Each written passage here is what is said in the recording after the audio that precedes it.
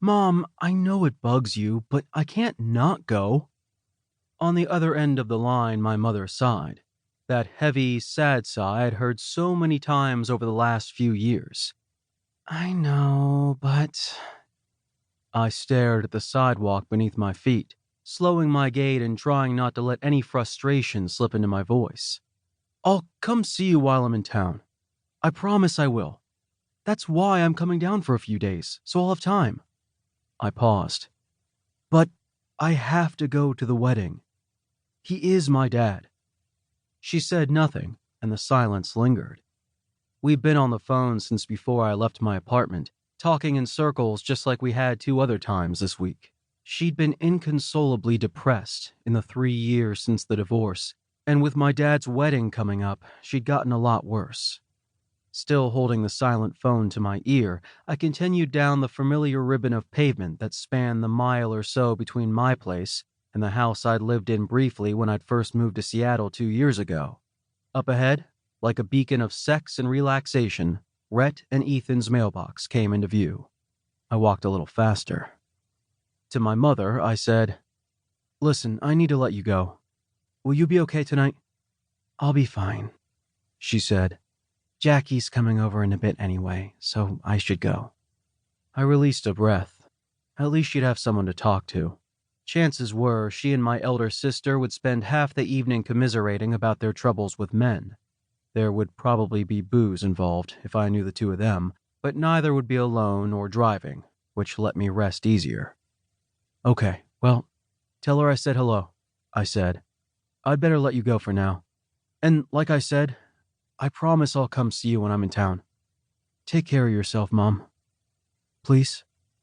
"All right," she said. "Have a good night. Love you, Kieran." "Love you too, Mom. I'll see you in a couple of weeks." After I'd hung up, I looked at the call timer.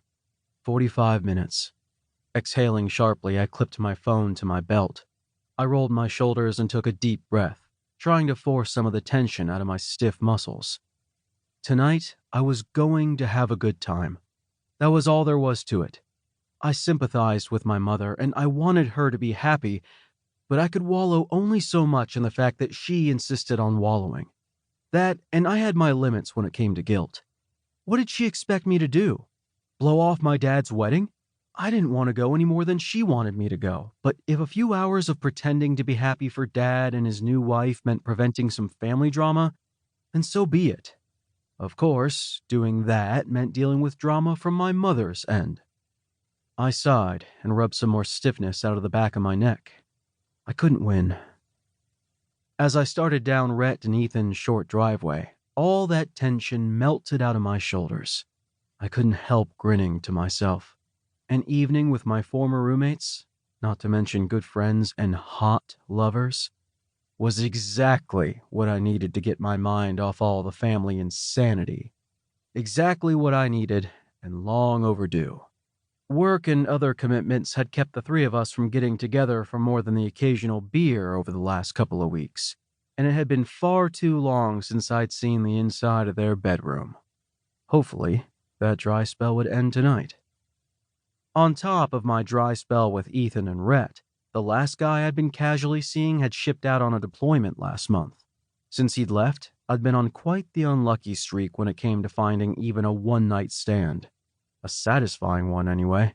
To say the least, I needed to get laid, and Ethan and Rhett were usually more than happy to oblige. We wouldn't be jumping into bed the minute I walked in, though.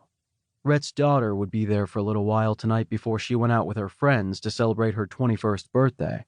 When Sabrina was around, everything between her dads and me was strictly platonic. No flirtatious glances, no suggestive looks, and certainly no touching. Once she was gone, though, I shivered. I went up the stone walkway to the front door and, as I'd done hundreds of times, let myself in. Familiar voices drew me to the kitchen, and when I walked in, Ethan and Rhett looked up from washing the dinner dishes. "Oh, good," Ethan said. "Bartender's here. That means we can do Sabrina's birthday shots." "Hey," I said as I took off my jacket. "I'm not on the clock."